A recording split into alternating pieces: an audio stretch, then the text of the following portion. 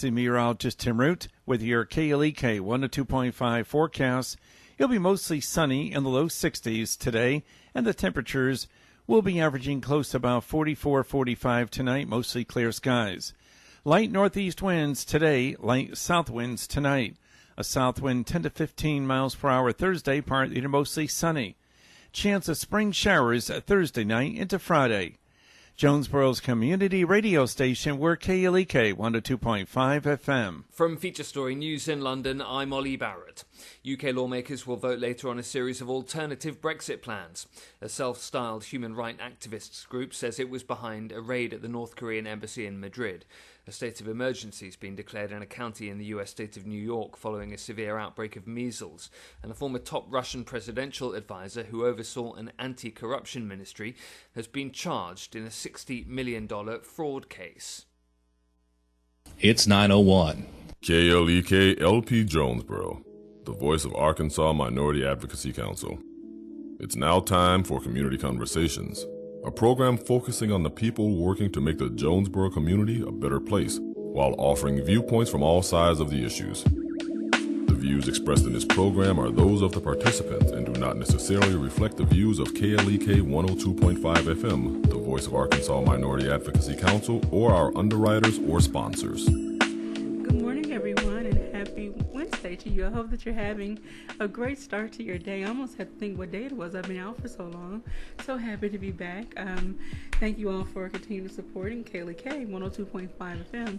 I'm your host, Quabila Jones, and my special guests today are Dr. Irina Khramtsova from Arkansas State University, who teaches psychology, and we have several of her students. We have, starting with my right, Miss Shelby Danielle, Ms. Camille Reagan, and Mr. Bryston Hickman. Good morning to you all. Good morning. Thank you all so much for joining me this morning. I love when Dr. Irina comes and talks about mindfulness, and I always say I need to do better.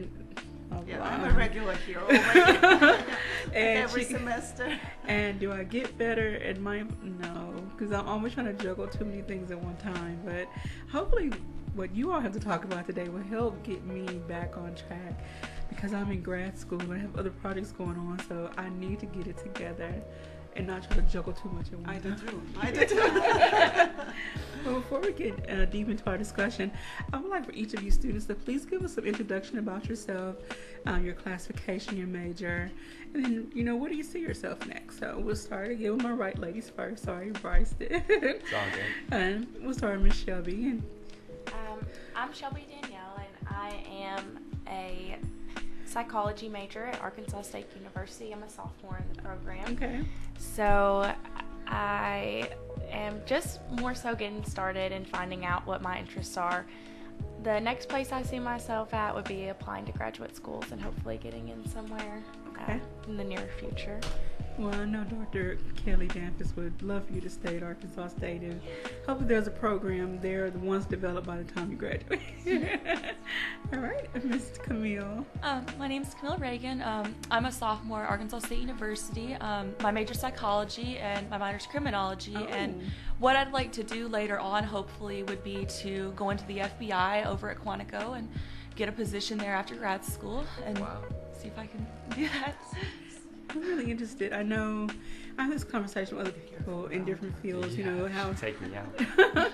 how TV kind of misstrues reality, and that's not how that really works. But I feel there are bits and pieces that are still based on reality. They had to come up with a storyline from somewhere. Oh yeah. So hopefully you'll be a great asset. You'll learn a lot, and don't go too crazy and get frustrated with the criminals that you study. All right, Mr. Bryston. My name is Bryston. I'm a psychology major. I'm a senior graduating this year. I'm also a management minor, and that's because I'm trying to go into the field of human resources. I actually have an internship this semester and the past semester, so I'm already getting work experience in that field. Wow, look at you. Overachiever, but that's a great thing. Thanks. We're going to use overachiever as a great thing, not a negative term. Some people say it as a snub, but we're not using it as a snub. All right, so let's go ahead and get into your projects that you're working on. So We're just going to keep the rotation starting to the right. So what project are you working on right now? I'm currently not working on a specific project this semester. Okay.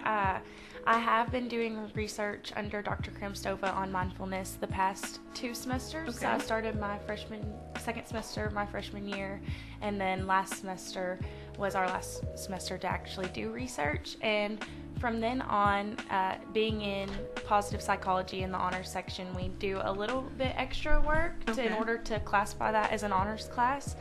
And so from that, the 3 of us, meet on Wednesdays, and it allows students to come to our mindfulness seminar and receive credit if they were to miss a class for an unexcused absence. So they come, and then we talk to them about mindfulness and how to practice it. We do a few exercises with them and just try to talk about it in an open way that students can relate to.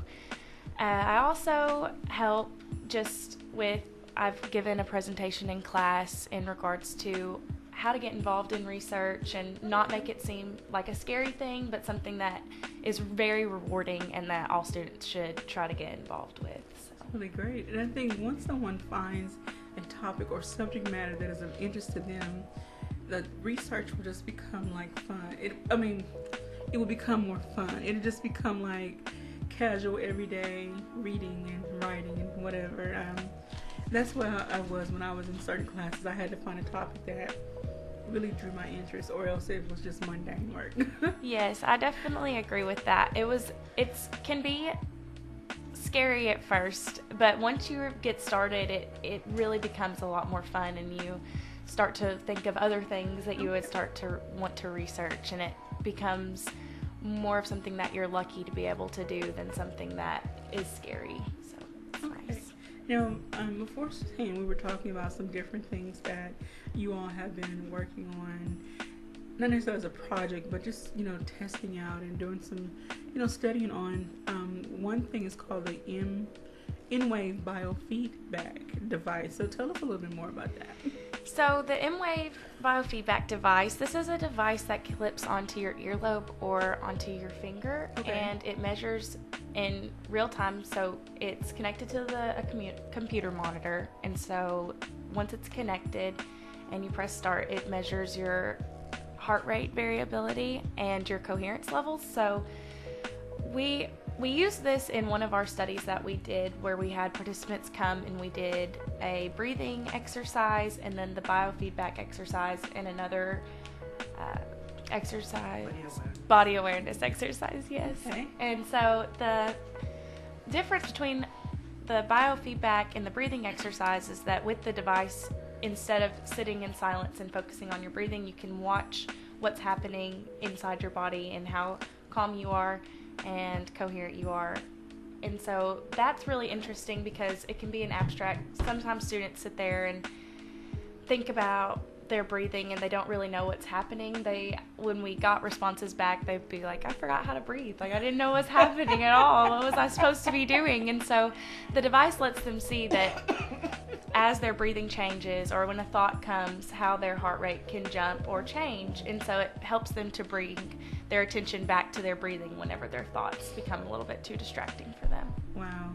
And after the exercise is over, have students talked about how it has either helped them or help them become more mindful, to really focus their thinking, maybe even think more about their breaths and make them more either deep or intentional breaths that really benefit their body? Yeah, I would definitely say so. A lot of the feedback that we got was, we did have some mixed reviews, but a lot of it was positive. Okay. So a lot of students liked being able to see what was actually going on, and there's something in the top right that is almost helps them focus where their breathing is. So it helps you like inhale at a certain rate and exhale at a certain rate. So students like that too. It's different than just sitting there and not having that. And so any negative feedback was mostly that it could make students nervous, like feeling like they were being monitored, but after they got used to it, it was more comfortable for students. Okay. And during this exercise, did you all test various age groups or people with from different backgrounds, I don't know, different job or different responsibility levels, things of that nature? At the beginning of the research, we had a couple people that would come in from different age groups, but for the majority, our participants are intro students that are participating for credit. So we usually get about the same age. But the device, it is affected by different variables such as age, health, mental health, stress levels. So there are other factors that come into play. So we try to tell people when they come in not to worry too much about what's happening and just to focus on their breathing and to notice that a thought comes or you start thinking about the responsibilities you have tomorrow, just to let that go for a minute and just focus on breathing to help calm people down. You know, the minute you say don't worry, that's when people start worrying. Oh yes, for sure. Me especially. So with these exercises, do you do a beginning assessment and then an end assessment? We do. So there's a mindfulness scale. It measures 5 facets of mindfulness. Okay. So this is non-judge, observe, different facets of mindfulness. Okay. And so they would take this survey before doing the exercises, and we had two-week time intervals. So they would come in, we'd teach them about mindfulness and different exercises, and then 2 weeks later they would take the same survey, and so we would compare the results of how mindful they were before coming in to after the 2-week time period of how mindful, if hopefully it would increase over those 2-week time period. So based on the initial results, would you say that some students improved? I would say that some students improved. Mindfulness is something that it can be difficult to remember to practice at first and incorporate into your life. So 2-week time period is not, it would be nice to be able to look at it over a longer period of time. But for the most part, students did agree that this was something that helped them to calm down before tests. They would use it before they went to sleep at night to clear their mind on particularly stressful days. And so that was really nice to be able to see that it was helping people even in such a short period of time. Yeah, some were giving specific examples of how it helped them throughout those 2 weeks, and that was quite impressive. That's wonderful. You know, I was telling the students that since you came the first time, I've seen mindfulness events, seminars, topics come up in the news and media, whatever. It's amazing. I guess that's the word. Not that I never thought about it or never ran across it, but until you introduced it to me, yes, I never gave it much thought. And so now I find myself trying to incorporate some of those things you have shared over the past year or so. And I'm still not doing well, but I'll get there. I'll get there at some point. I have to get there in order to get my life on track. And I just hope that everyone out there listening, understands. First, Ms. Camille, give us a general or generic, I guess, definition of what mindfulness is. Well, I guess a good definition for mindfulness would just be more inner growth and thought, I guess, because with mindfulness, it's really a way for you to shut out everything going on in your life and to just kind of focus on yourself. Okay. And I feel like a lot of people don't do that. They'll focus on helping other people, they'll focus on their community, and while that's a very good thing, I feel like people don't ever really take the time for themselves to think, what am I doing? What do I need to do to help myself? And whenever you take that time to go in and kind of do that, you see a lot of change with yourself where you think, but maybe this is something I need to kind of work on, or maybe, I haven't thought about this before. This could be something that I could really take some time to. And with mindfulness, if you start to make it as a general habit or a general pattern where, maybe once a day you'll just take 5 minutes to just kind of take a seat in a quiet room and just take a breath, you can really see the changes start once you actually make it a regular habit. And through your study, through what you've learned in class, are there links to mindfulness or lack thereof linked to high stress levels or other health issues. I know there are a lot of contributing factors to certain health issues. However, our mental stress and mental capacity, the things we take on emotionally and mentally, I feel they have a direct correlation as well to some things, or affect the intensity. And I'm not a doctor. I'm not trying to, sell this, some type of way of dealing with what you have going on. However, I remember during different times in my life when I've had severe illness, the doctor would tell me you need to calm down, because the more stressed you are in this moment, the more it affects your body internally. So there's that mind and body correlation. So is that one thing you try to get across to your students, Dr. Irina, and other people that you have conducted several exercises with? Definitely. Right now in positive psychology, we are on the chapter that is specifically devoted to mindfulness, and then give some facts and research demonstrating the effect on mental and physical health, and also even, one particular study that we just discussed on Monday on longevity, that, mindfulness, according to this, limited, but still, experimental study in a nursing home demonstrates that in whatever way they presented mindfulness, we can argue about it, but that mindfulness can actually prolong somebody's life to some extent. Another thing I wanted to mention is that we're all different, right? Our nervous systems are very different. And some people are extremely sensitive to everything, and they are easily distracted. They have many, many thoughts in their mind. They have lots of emotions. They are sensitive to light and sound and, everything around them. And it is extremely difficult for those kind of people to become mindful, but these are really the ones that need to work on it, because otherwise they are easily overwhelmed with life. But for some people it comes more natural. They may not know the word mindful, but they may be doing it. They may be living in the moment, paying attention just at what's going on right now. Like, a man working in a garage fixing a car. That's all possibly he may be thinking about, and there may be noises around and commotion going on, and he's just totally mindful of what's right in front of him. Other people are all over the place. They are multitasking, and they have to do tons of different things, and they feel responsible for the well-being of the whole planet. Trying to help everybody, forgetting about themselves, that they also need to help themselves. And of course, eventually, the body will suffer. It just cannot tolerate that much. And I know this is probably a question for a whole different day, but in this society we live in now, everything seems so fast-paced. Everyone has multiple jobs, family, jobs, sports, school, all these things that are happening. Some people are in this race mainly against themselves to be successful, to have this much money, have these possessions, and just so, like you said, so much that people are juggling.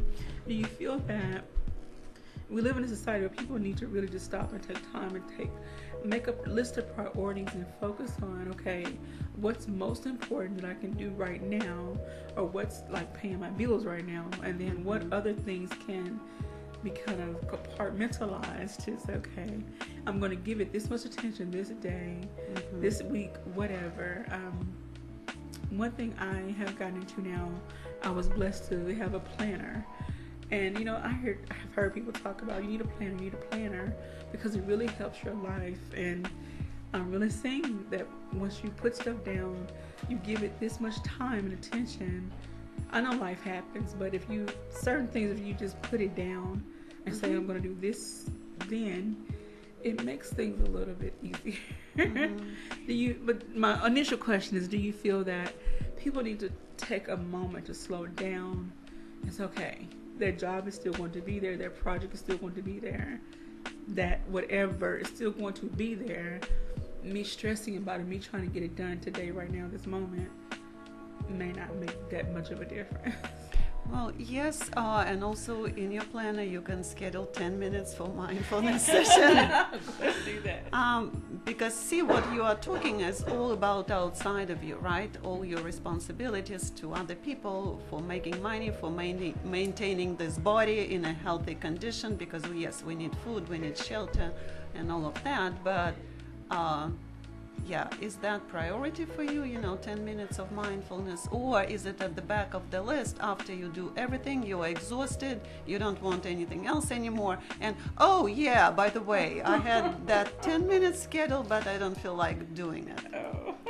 And another thing is that, yes, our life is more stressful, our life is busier and faster and all of that, but I think that people these days, with so many options and choices that we have, we're becoming greedy.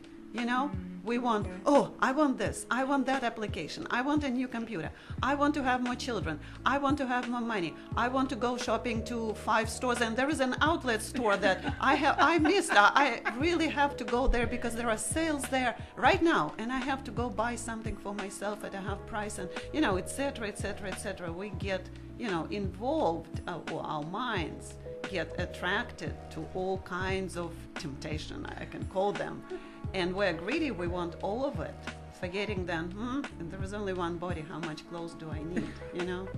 Yes, ma'am. Or my body can consume only so much food.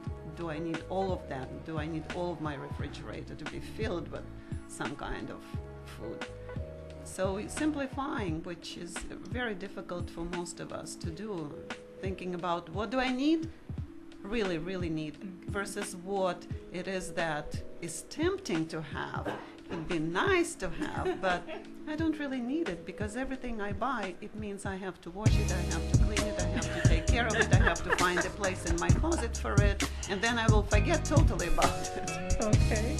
We're going to put a pause right there. When we come back from our break, we're going to bring Mr. Bryson into this conversation so he can talk about his project. Again, you're tuned in to Community Conversations on KLEK 102.5 FM, and we're talking about mindfulness and the projects or the research these students are conducting. So please stay tuned. We'll be right back. You're listening to Community Conversations on KLEK 102.5 FM.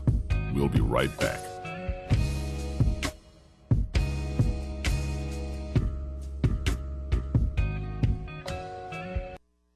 Are you lonely in your marriage? I'm Mark Merrill with today's Family Minute. Maybe you're lonely because your spouse is never at home. Maybe they're at home but still very distant. You're searching for intimacy with your soulmate, craving their companionship. What can you do when you're feeling so far away from your spouse? First, communicate your need to your spouse in a non-confrontational and non-accusatory manner. Let them know that you love them and want to spend time with them. Second, have a plan. Have in mind some specific ways that you can spend time together. Remember, your family first. Want to connect with Mark on Facebook? You can at facebook.com/Mark Merrill.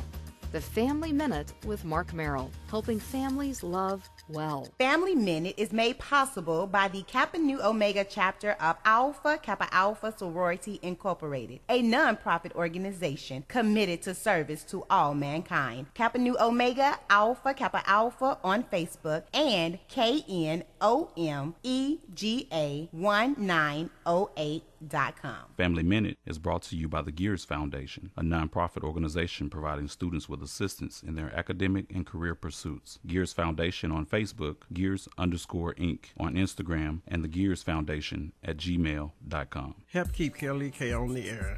Give now during our spring fund drive. We are seeking 100 donors to give at least $20 per month, but we are happy with any gift, large or small. Come by our studio at 1411 Franklin Street in Jonesboro. Call us at 870-277-1080 or visit our website, klekfm.org, or you can use Cash App, $KLEKFM, or text KLEK1. Send it to 44321. Meineke of Jonesboro is now Stark's Auto Service, a full-service auto repair and vehicle maintenance center offering engine and transmission repair, brake service, tires, oil changes, and more, performed by ASE certified mechanics. Stark's Auto Service, 2813 South Caraway Road in Jonesboro, 870-204-7112. Stark's Auto Service, Jonesboro.com. The Jonesboro Alumni Chapter of Delta Sigma Theta Sorority Incorporated presents our Sonia D. Williams Scholarship Breakfast, Saturday, March 30th at 9 a.m. at the Arkansas State University Spring River Room in the Student Union. The scholarship breakfast will recognize the winners of the Sonia D. Williams Scholarship, which is given each year to deserving African American high school seniors in the area. The featured speaker is Arkansas State Coordinator for Delta Sigma Theta Sorority Incorporated, Miss Deborah Bland. The theme is Oh, the Places You Will Go. A full breakfast meal will be served. Ticket and other information is available at www.jonesboroalumnidst.org or from any member of the Jonesboro Alumni Chapter of Delta Sigma Theta Sorority Incorporated.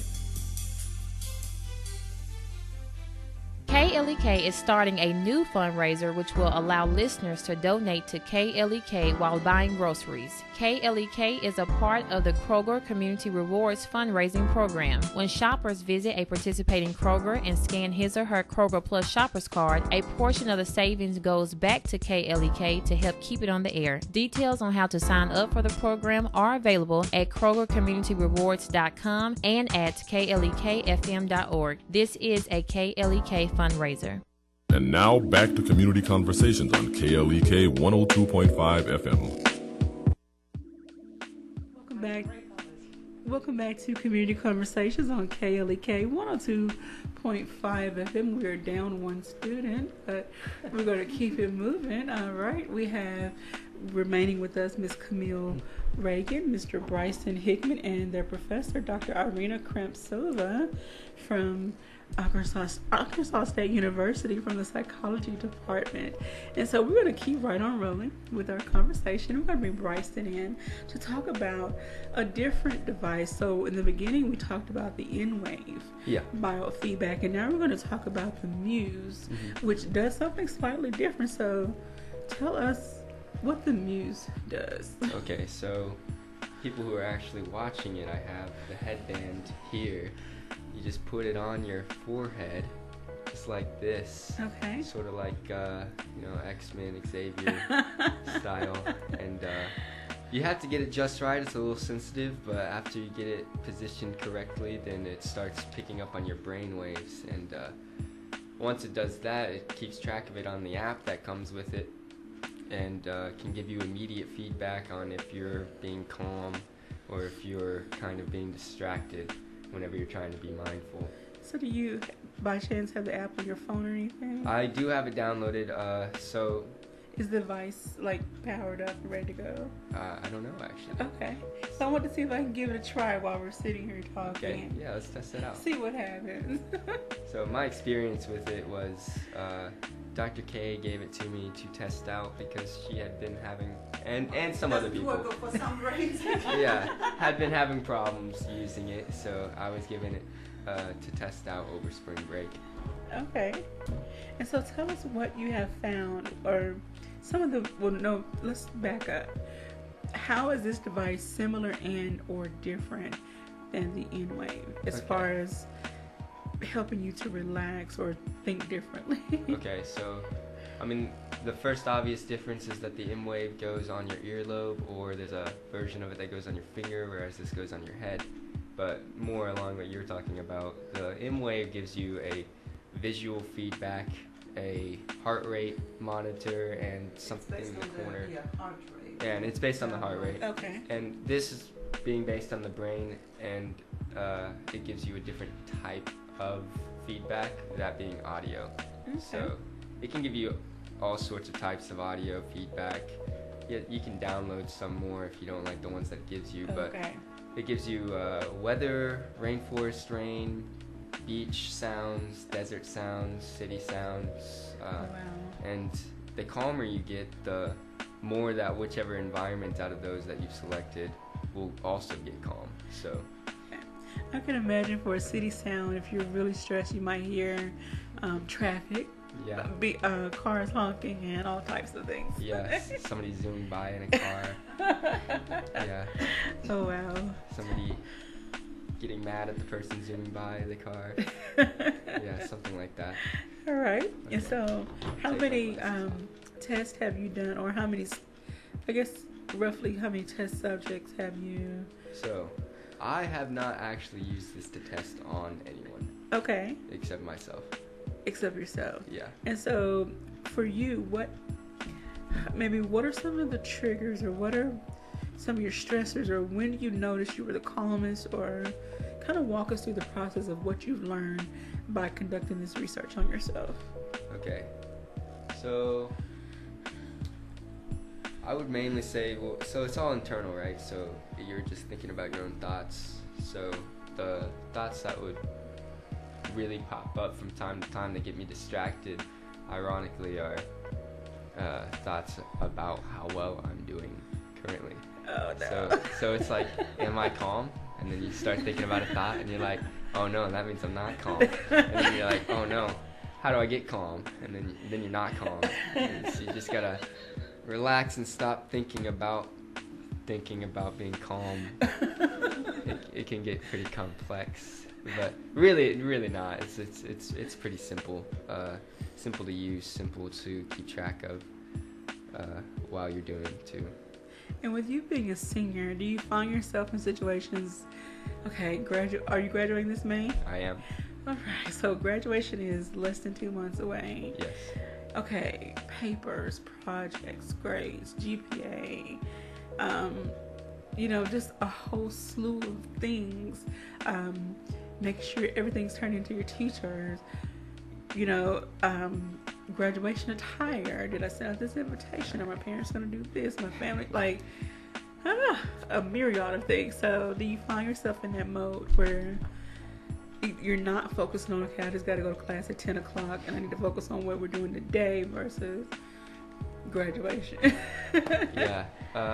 So I would say for me, I'm probably at that point where I've kind of had to do so much all at once for so long that it's pushed me over the edge of anxiety, so that I don't really feel any anymore. It's like I'm used to it almost, like the stressors and stuff like that. So I wake up, there's a lot that I have to do.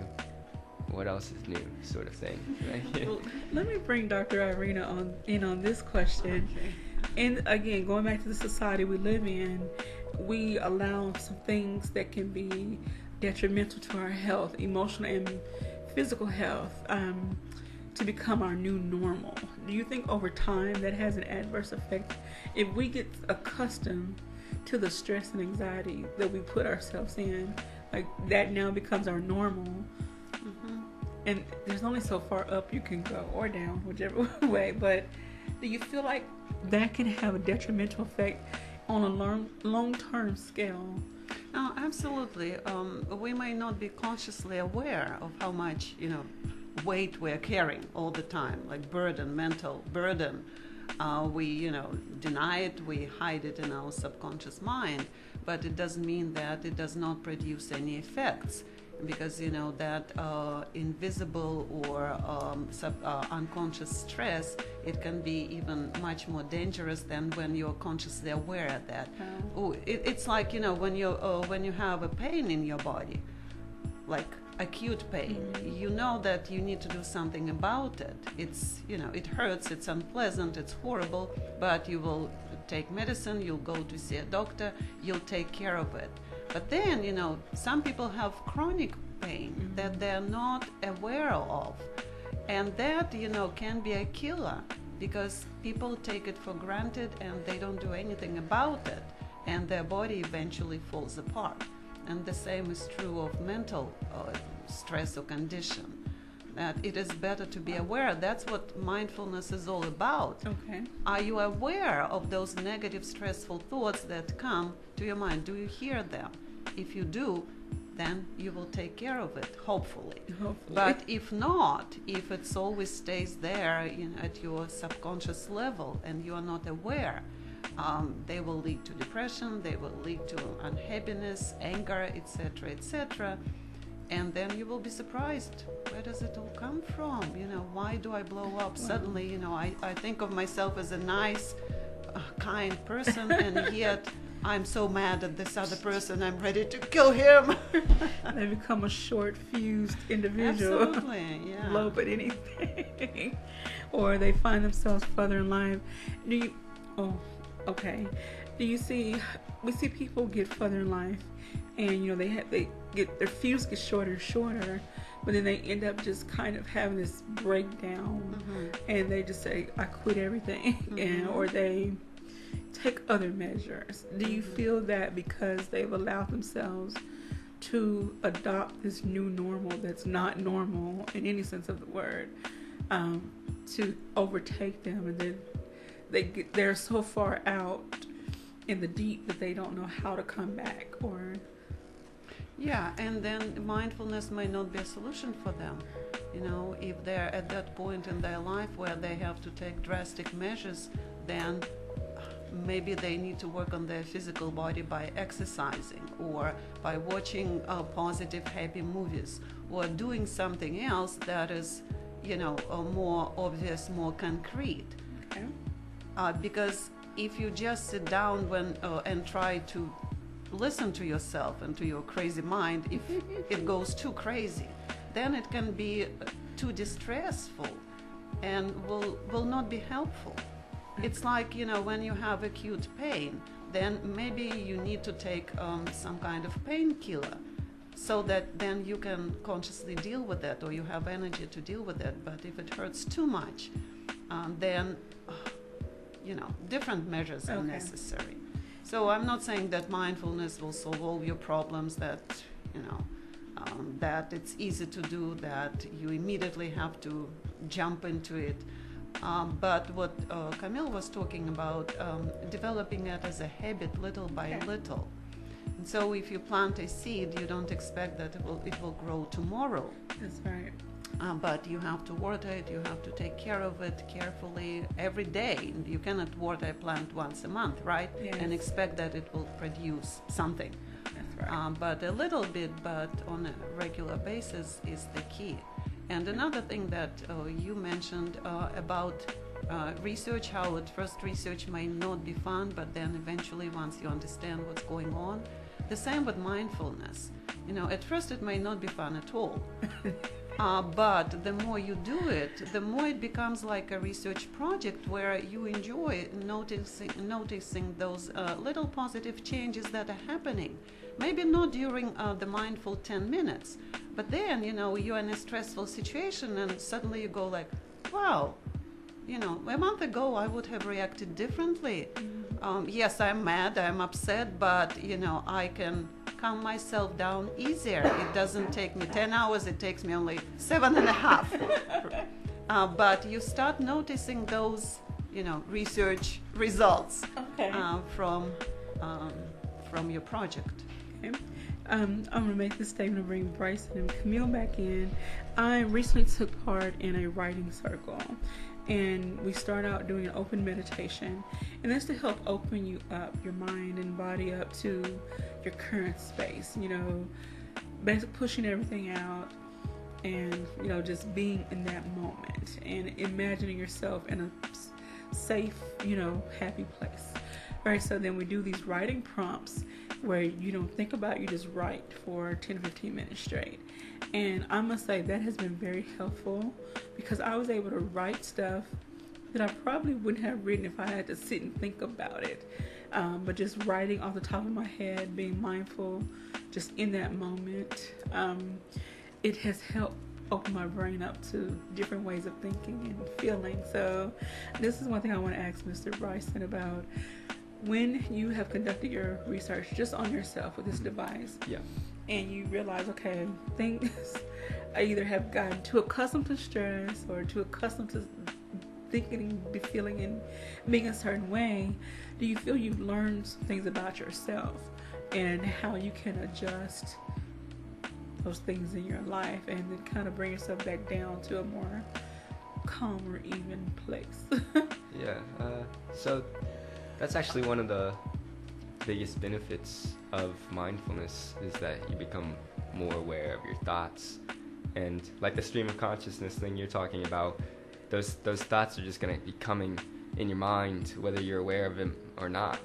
And what mindfulness does is make you aware of them. So a lot of people think incorrectly that mindfulness is about making sure that you don't have any thoughts, that you clear your mind of thoughts, that you come to a state where you don't have any thoughts at all. And that's just not true, because your brain thinks. You can't stop that from happening. So more along the lines of that is seeing that a thought has come and not letting it affect you like it might affect you if you weren't aware of it, or if you were too aware of it. Okay. So an anxious thought comes, you say, oh, I got to do that homework assignment. And then instead of just letting that take over your mind, that anxious feeling of having to get something done, you just let it pass. You just say, there you go, that I need to get that done. That was an anxious thought, just let it pass. All right, so if there are any students out there, we're not telling you don't do your homework. That's not what we're saying. Don't let it overwhelm you, because I have found myself in places, I have this discussion board, this paper due, this article to read, and I have let myself just get so bogged down with what I have to do in this time frame. Now I'm at the age where it'll get done on time, but it won't get done today. So I have to think like that. If it becomes overwhelming for you, then obviously you have to focus on taking those thoughts that overwhelm you and making conscious efforts to make them not do so. So with mindfulness, like I said about my anxious thoughts whenever I was doing my research, they usually have to do with how well I'm doing, not just with the meditation, that was sort of a little joking, but with anything in my life, really. Okay. Homework, academics, extracurriculars, how well I'm doing in anything. And so what mindfulness and practicing mindfulness allows me to do, and more generally allows people to do, is take thoughts like that and just let them pass without affecting you in the negative way that they might have otherwise. Okay. Ms. Camille, which of the products have you participated in or taken a part of the exercises, and what did you get out of it? Well, for me, the one I like the most, I think, is the M wave. Okay. Because there'll be a point where I'm meditating and the thought will come ahead, am I doing it well enough? Okay. Because I think a lot of people think that, where they think, I have to be able to meditate, I have to be able to get this out of my head, while I'm here and I have the time to do it. But with the M wave, it's a visual. Okay. So it's easier for you to see, am I focusing on it a little too much to where I'm stressing myself out about it? Because, you can definitely feel like, I have to be able to get relaxed. And honestly, that just does the opposite effect, where, you'll be like, I need to stop stressing out, but it's just making it worse. And having that visual with the M wave, where you can see how well you're doing, it calms you down more, because you're thinking, okay, I'm stressing too much, or I'm not focusing enough. And it has that nice little flow effect. Okay. Where it just kind of balances you out. And I also like the body exercises, because a lot of people don't focus on that very much either. You don't think, how's my body doing? How well am I taking care of it? And when you choose to focus on certain parts of your body, like you'll flex maybe your arm, or you'll flex your shoulders, anything like that, it releases a lot of the tension you didn't realize you had. Oh. Because you'll just, sometimes I'll just sit there and I'll think, am I just being a little too rigid? And, you know, a lot of people don't take the time to think, you know, should I relax my shoulders? Should I just, you know, fix my posture a little bit? And things as small as that can really make a big difference for the rest of your day, to just kind of notice those little things about yourself. That's really awesome. All right, so as you get closer to the end of the semester, what are some things that you want to really stress to other students, your classmates that are in this program? What do you hope they get out of the program? So what are some things you want to, what's some messages you want to stress to them? And then what do you hope they really get out of the program? For me, it's really take time for yourself. Because college is very important, taking care of your family, your friends is very important, but I feel like a lot of college students don't think, how can I take care of myself? You know, I have friends of mine that go to the library at midnight studying for exams, and they lose sleep, they lose energy, and you know, I feel like a lot of students would benefit from taking, you know, something as simple as just 5 minutes out of your day to just sit down and just take a breath. You know, a lot of people I know, you know, they just don't think about that. They're thinking, you know, I have to get this exam done tomorrow. I have to start my research. I have to do 10 different things, you know, at once. And it really can be detrimental to your mental health if you don't take that time, you know, every now and then to just think, how can I work on myself to make myself happier, you know. Okay. And you know, the campus is really beautiful now that it's spring. Things are blooming.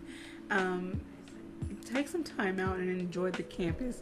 You're paying for classes, you're paying tuition and room and board, so you might as well enjoy your living environment. So take a stroll. I would advise, when I was in school a long time ago, I would walk across campus every now and then. I didn't have a class, or in between classes when I had a longer break, I would definitely just take some time and just walk through and maybe find a bench. At the time we had Wilson Hall. I don't know if Wilson is still standing. It's a medical building. Okay, well, where that is now, there was trees and benches, little stone benches, and anyway, I would really take time to enjoy the scenery. So we're going to get ready for a break. When we come back, we'll bring you in, Bryson, to wrap up our discussion. Thank you so much for everything that you all have, you know, shared. I hope that people are taking time and listening. I want to say good morning to everyone that's watching our live feed and listening out there on the air. Take some time and start practicing mindfulness. Look up some ways that you can incorporate into your daily life. But we're going to get into that when we come back from break. So don't go anywhere. We'll be right back after these announcements. You tuned in to Community Conversations on KLEK 102.5 FM.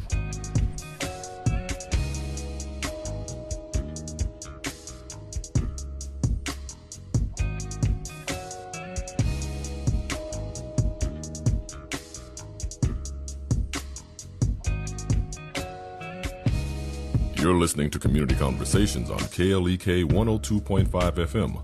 We'll be right back.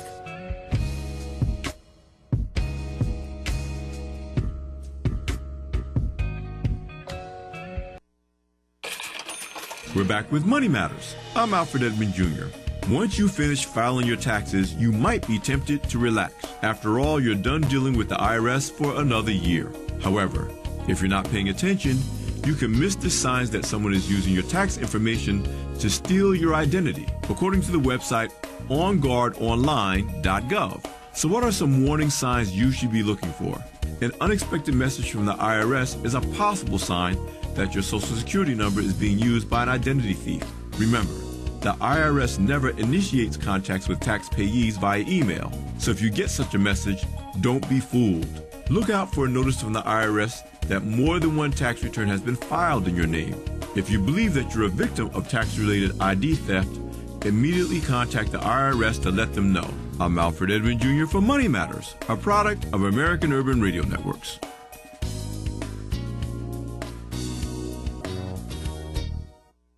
Money Matters is made possible by the Jonesboro Alumni Chapter of Delta Sigma Theta Sorority Incorporated, a nonprofit organization focused on joy in our sisterhood, power in our voice, and service in our hearts. www.jonesboroalumnidst.org. Money Matters is brought to you by the Gears Foundation, a nonprofit organization providing students with assistance in their academic and career pursuits. Gears Foundation on Facebook, Gears_Inc. on Instagram, and the Gears Foundation gearsfoundation@gmail.com. Money Matters is brought to you by Bancorp South, offering checking, savings, loans, credit cards, and wealth management. 5 locations in Jonesboro to serve you. www.bancorpsouth.com or 870-972-9800. KLEK thanks CJ Pepper and the staff of Life Strategies Counseling Incorporated for helping people through hard times in life such as depression, family issues, stress, abuse, and more. They offer counseling and therapy for all ages, individuals, families, and groups. They are located at 1217 Stone Street. Phone number 1-866-972-1268 or online at lscihelp.com.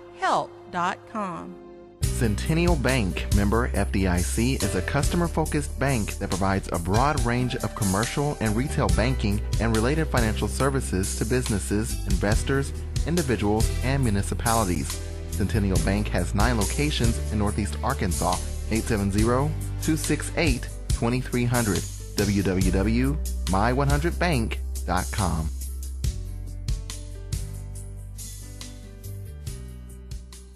House of Details, located at 3915 East Highland in Jonesboro, is a proud supporter of KLEK, offering detailing on any type of vehicle: basic wash, hand wash, shampoo, interior cleaning, waxing, buffering, headlight restoration, pickup, delivery, and more, with the motto of anything mean we can clean. Details at 870-273-5187. House of Details on Facebook and at klekfm.org.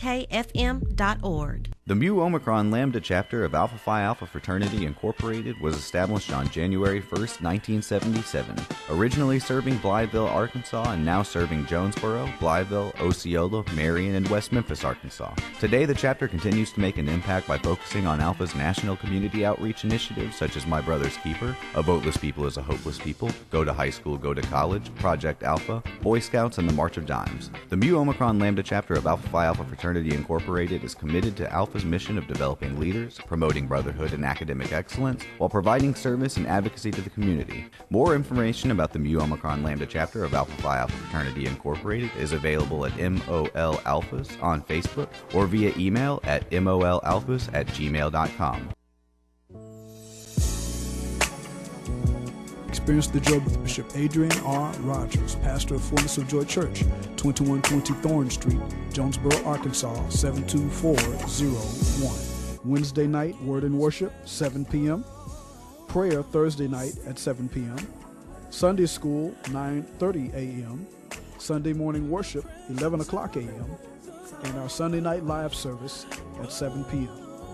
And now back to Community Conversations on KLEK 102.5 FM. Welcome back to Community Conversations on KLEK 102.5 FM. These young kids are trying to help me get my life right. I don't know if we're going to get this right. Trying to, yeah. Yes. So, okay, we're going to get back into our discussion and wrap it up. And we're going to let Mr. Bryson and Ms. Camille give us some more information on some other studies and research paper, well, I guess research paper assignments that have been done on a very interesting topic concerning cell phone use and other things that take up your time, especially students. So, whoever wants to start first. I'll go. Okay, so in our positive psychology class with Dr. K, we do assignments out of the textbook sometimes, and a lot of those are little mini experiments that you can do by yourself. And one of those was to see when you turn off your phones, how that changes your automatic habits. Like completely off? Well, yeah, to a degree, silent. yeah. So sometimes you need your phone. Like, that's just the reality of it. And in today's world, you can't not have a cell phone. You have to text people, tell people where you are, what you're doing. But, you know, whenever you don't need it, to turn it off, yeah. Okay. And so a lot of the students in the class did that. They went a day or 2 days without... 2 days? Yeah, 2 whole days, yeah. What? It's a long time.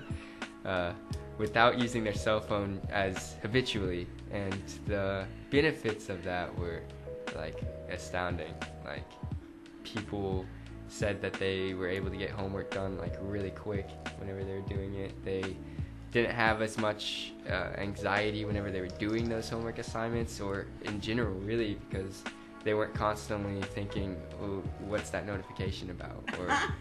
Or oh, that YouTube video that I was seeing in my suggested page seemed really interesting. I gotta get to that. I gotta get through this and get to that. Yeah, they just weren't as distracted by trivial things that we consider very important whenever we are constantly using our cell phones. So. Oh my goodness. So, Edie, do you want to share some things that were your own paper?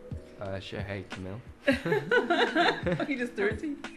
I mean, for me, when I did that, it really showed me how short my attention span is. Oh, yeah. You know, because when you are on social media, you talk about how you have that 15 minutes of fame, you know, things just come and go just constantly. And whenever I put my phone up, I started to realize there's a lot I was actually missing out on. Oh. You know, when I did mine, I was actually supposed to go with a couple friends of mine to go up to Little Rock and just do a couple of activities, and they actually chose to do it with me to see how well it would work for them. And whenever we all did it, we actually had a lot of good conversations, I noticed. It wasn't about social media, it wasn't about anything, you know, that was just kind of, you know, come and go type thing. It was actually like, how are you doing? You know, what's going on in your life right now? And I feel like a lot of people don't really do that as much anymore, where you kind of check up on your friends a lot more and say, is there anything I can help you with? And, you know, taking that phone away, you see a lot more too in your environment that you wouldn't have noticed before.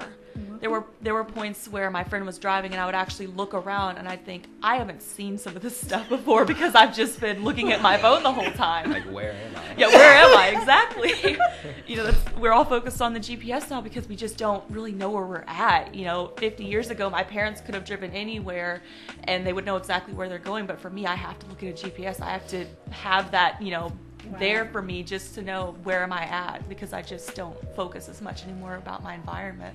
Welcome to my younger world. Welcome to the 90s when, like, I think the internet came out like 97-ish or so. And even then it was still in its primary stages and not as advanced as it is now.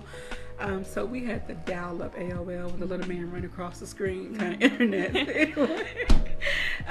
So again, we didn't have cell phones then. If we did, it was really huge, in a bag, in the car. You know, there's still a lot of limitations. So I grew up in an era where we had to talk.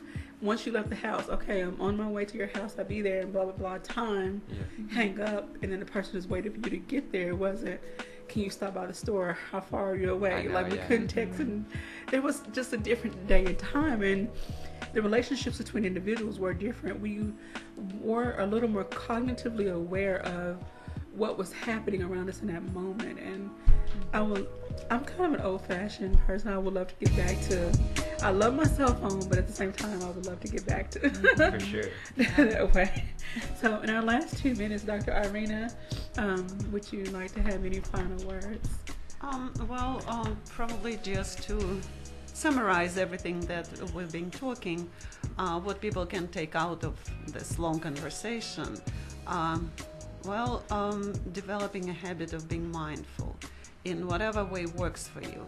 So if you cannot absolutely sit in silence for 10 minutes or 5 minutes, like Camille suggested, did you say 5 minutes? 5, yes, she said 5 minutes. If you absolutely cannot take that much time sitting in quiet because you are too restless, then engage your body in some kind of an activity. So that whether you're doing physical exercises, you're walking on campus, enjoying the beautiful nature these days, and while your body is engaged, then try once in a while to check with your mind as well, as like a research project on yourself. Okay. What's going on there in my mind? And it would help if you take notes, but not everybody will be convinced that it's necessary. But develop that into 5-minute habit every day. Okay. When you're washing the dishes again, check in with yourself. So try to draw your attention from outside world, which is loud and colorful and busy and distracting. Bring it inside and see what's there. No, you're not in control of the rest of the world. Even your family you can control to some extent.